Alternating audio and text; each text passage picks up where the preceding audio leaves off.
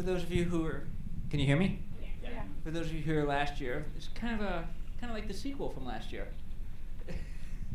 This is a sequel. This is part 2.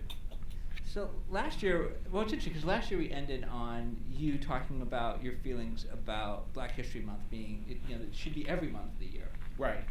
And you also spoke about your work on Strange Fruit, which has since been, the name has sort of been co-opted by somebody else. A strange fruit that will not be named. Yes. So I don't know how many of you are familiar with that issue. And but you also have your graphic novel, The Talented Tenth, out right now as well. Why don't you tell me a little about The Talented Tenth? So most of my work is really about the idea that I feel like Black history should be a 365-day celebration of the year. It shouldn't just be in February. Last year, around this time, I created a hashtag called 28 Days Are Not Enough, which was to really boost the idea that Black history should be all the time. And in that, I did a lot of talks. I went across the country speaking at colleges and universities and at schools. And one of the most poignant things is when I went to talk about Bass Reeves, which is my latest book, Bass Reeves was the original inspiration for the Lone Ranger. He was this former enslaved man who escaped by punching his master out, and running to the Indian Territory, and he stayed there and learned the language and became part of that group. And then he became a scout for the U.S. Marshals because he knew the territory. Eventually became one of the first black U.S. deputies hired, deputized, and he was the most successful over a course of 40 years. He caught 3,000 criminals in the Old West. He had a Native American sidekick. He couldn't read or write, so he would leave a silver coin behind as a token that he had been there. So that's the mythos of the Lone Ranger. And in that process, I went to my son's school, and I live in a, melanin deficient area of New Hampshire. So I go to the school and I tell them about, 28 days are not enough. This is Black history should be all the time. It should be about, this is American history. It shouldn't be separated out in a lot of ways. And the school, it was 6th graders. The school they had the kids write me a letter after I left. And this was a little white boy. He wrote me this letter and he said, "I want to thank you for telling us about our Black history." And that's the thing that I think that was like, it almost made me cry just thinking about it, because that's the thing that I want to happen. I want, little white kids to look at Bass Reeves and go, I want to be like him, and not think I can't do that because he's a Black man. You know what I mean? So that's sort of like the idea that these books and the stuff that I do, all of my work about obscure Black history and drawing comics, which I think are just for the masses. Drawing comics means that I can reach a lot of people as opposed to targeted groups.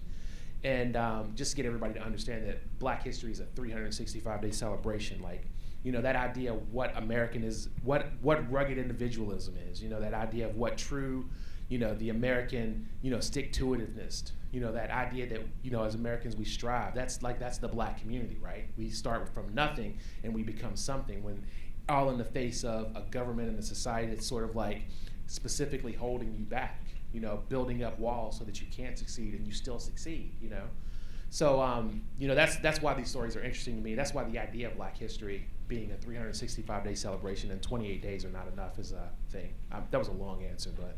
Well, but what's interesting is your description of Black history and the development of, the evolution of Black history. It's very much a pull yourself up, we pulled ourselves up by our own bootstraps in many situations, which... We didn't even have bootstraps, and we still pulled up bootstraps. Exactly. That's right there. That is an accomplishment, when they don't even give you boots and you're still able to pull up your bootstraps and do something. But what's interesting is that in some ways that's kind of the mantra of a certain political party.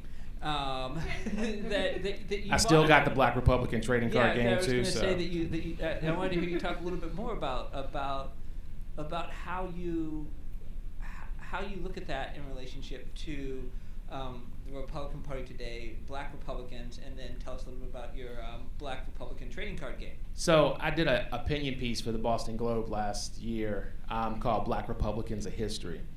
it's a chronicling of the Republican Party, because most people don't realize that the Republican Party were abolitionist Whigs. They believed in free land, free labor, and free men. That was their mantra.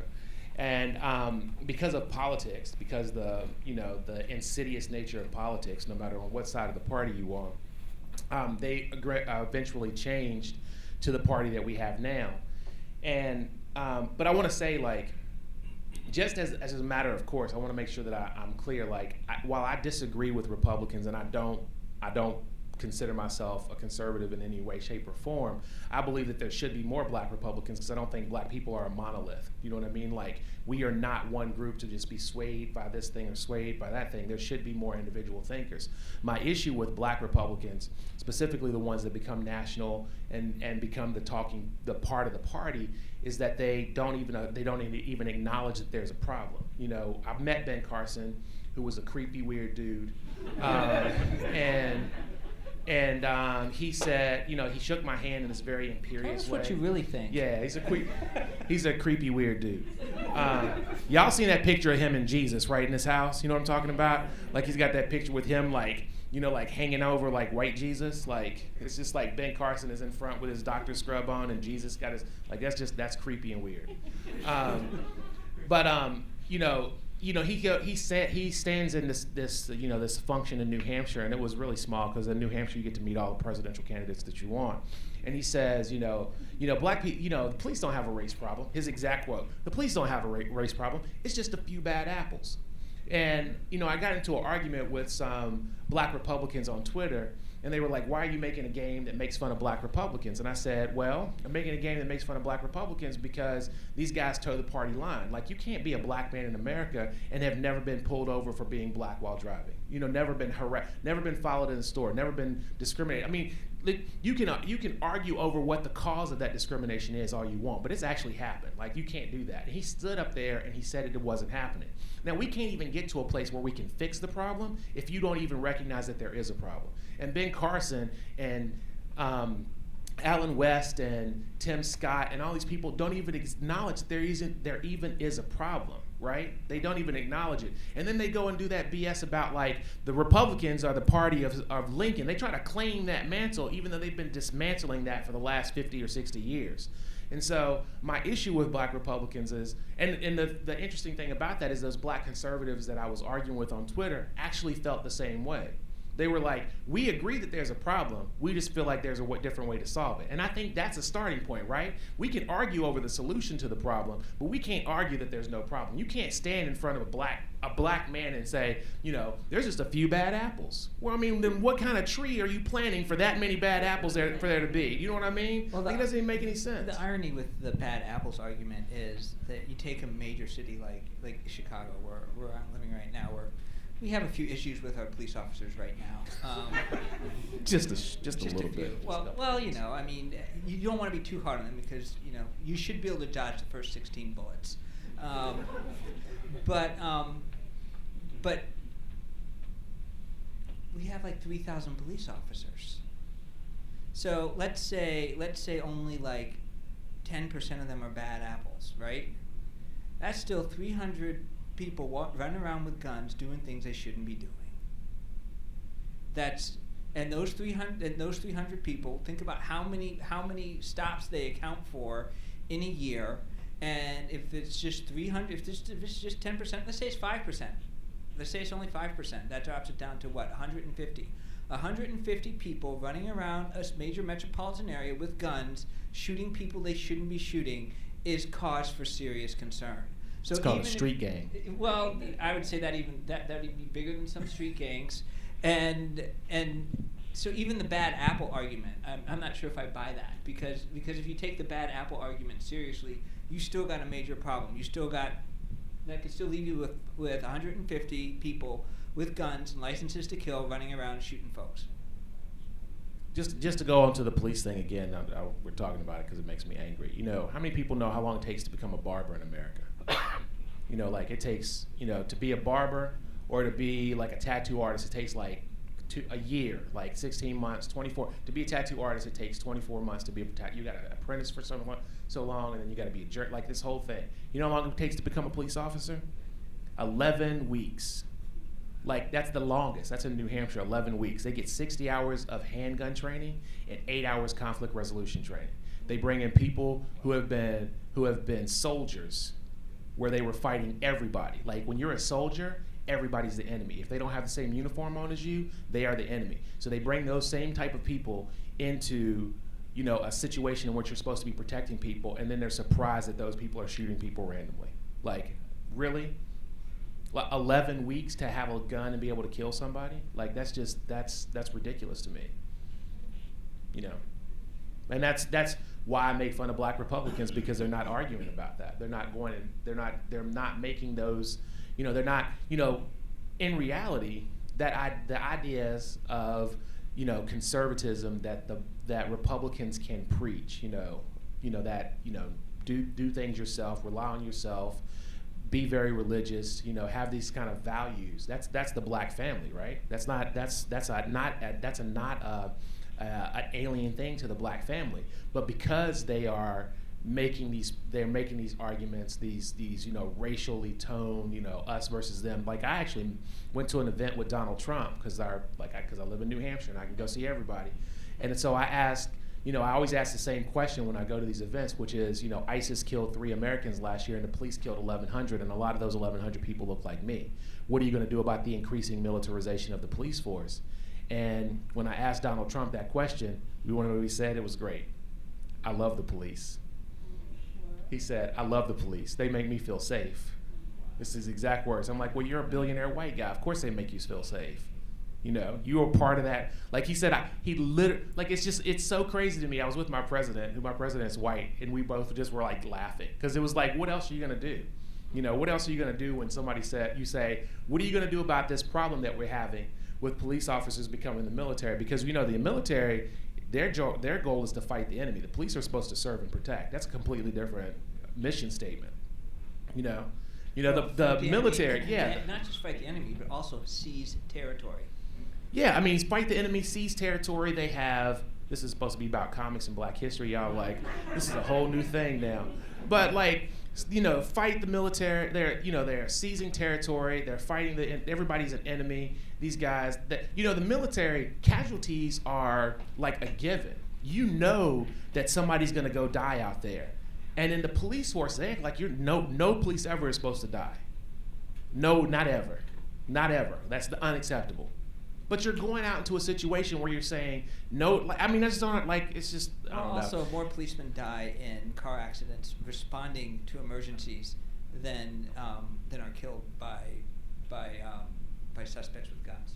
But black history, though. Yeah, but well, actually, what? There actually is an interesting connection in all this, which is, when we start talking about police officers, soldiers, first responders, we are talking about a group of people who are put in the role of heroes. Right. And when you write your histories, that is there's a part of your project that's implicit, which is about not just recovering our history, but recovering our heroic history. And I think it's interesting that like when we talk about recovering a heroic history, that immediately we find ourselves talking also about these people that we're supposed to see as heroes that we obviously are questioning. And I think given that, right, I think history is one of the places where you can find capital T truth, right? There are things that actually happen that are not malleable. There are things that actually happen, and then there are things that didn't. And then there are lowercase t truth, which is a truth to a specific group of people, right? During this whole, and being, a historian, during this whole thing with the Confederate flag in South Carolina, people were making these arguments that this is, there was a professor he was on a talk show and somebody said, I'm not a racist, but I hope you respect that the Confederate flag is my heritage. And his response was so vehement and so outraged that it was just brilliant. He was like, I do not respect that as your heritage, because that heritage was one that was supposed to put me in bondage, so I will not respect it. I will not do that. And what most people don't understand, and this is back to the history thing, right? Is that the everything that we get, all of the states' rights BS, all of the stuff about the Confederate flag being about heritage, all came out of the 1880s, not the 1850s and 60s. It was this movement. Has anybody ever heard of the Lost Cause movement? The Lost Cause movement was actually a movement of Confederate Democrats when they started to get back into power that was to change the idea of what the Civil War was fought over. So as opposed, it was like anything but slavery. And so they started romanticizing the South, and they started talking about states' rights, and they started talking about this was about anti-federalism, and that the South was this gallant place, and that with all of these honorable people, and the North was just these like barbarians that would just overwhelmed you. And so this all culminated in three interesting events. It culminated into the election of Woodrow Wilson as president, the most racist president we ever had in office. You can not Reagan, not Nixon, Woodrow Wilson, who went into the White House and fired all of the black staff and didn't want anything to do, didn't want black people anywhere. And then also with the book of the movie Birth of a Nation and the book Gone with the Wind. And it was all from this Colonel Jubal Early, who was like writing these things about the gallant South, and this thing that was like, we are in a situation in which the South was this honorable place with, happy slaves, and we treated our slaves like family. And that capital T truth, right? There were slaves that were treated like family, but they were still slaves. You know what I mean? Like, they were still not able to do their thing. One thing you should do, yeah, okay. is, we're starting to riff a lot, but I want to make sure that we're really here for you. Just meandering, me talking, and standing on my soapbox. What I'd like to do is Fight open power. up to questions, because we're talking about history, but one thing that is interesting about the history we're talking about is that you're doing it with comics, and you're doing it in comics, and I'm always curious, and I'd like to see what questions does that raise for all of you in the audience. Yes. Recently, I had a chance to do some artwork for an organization called Torture Strike, and one of the biggest things that they touted for their mission was to use social justice and artwork to create a cultural shift, not on a policy level, not on a elite level, but on like a general cultural shift where it's not just something that people move off the side of, but something that was in a broader context. You think of like comics and people not enough. How does it fit into like shifting cultural awareness and shifting cultural? It's that little kid that wrote me that letter. Thank you for telling us about our Black history. This is, Black history should be, and, Black people built America, right? The White House was literally built by slaves. The Capitol building was literally the foundation of this. Everything that we're talking about, when we think about, the American government, all of those buildings were built by slaves. You know what I mean? Like, we are an ingrained part of this, but, Black people are the longest immigration story in America. Right? You can come here in the 1930s. You can be German, you can not speak the language, and in 2 generations you can be a white person and be part of this country. And Black people can have been here since the Mayflower and still be the exotic other. And like taking that idea and saying Black history is American history. It is not. No, and don't get me wrong. I understand. I fully understand, even though I wrote that article in the Huffington Post where I said, let's get rid of Black History Month. I know why that was there. I understand it, and I agree with it, because we didn't have anything. But right now, what we need is for people to say, Black artists and Black festivals and Black art shows and Black speakers, you should not relegate those people to February. 28 days, 29 days are not enough. You know what I mean? Like, we are sitting in a situation in which people think that, and it's become okay, right? It's become okay for AT&T to only do things about Black history during Black History Month. What about the other times of the month? You know what I mean? Why can't I get a discount in March because of something? Well, the irony is, I remember when I was in grad school, there was a professor who used to refer to Black History Month as Black Hysteria Month, because she would have speaking engagements, like a couple of speaking engagements a year, but when Black History Month came, all of a sudden, everybody wanted her to speak. And she finally just decided I will take your money in April. And finally she just said, I'm going to speak anytime, but I'm always taking Black Hysteria Month off. Well, I mean, Tavis Smiley put out that book about Dr. King, and he was like, I put it as far away from Martin Luther King's birthday and Black History Month as possible, because you should be reading this at any other. Martin Luther King epitomized what an American ideal, which is the protest, right? Like, that's what we do. We protest as Americans, right? And we don't just protest in February. Next question.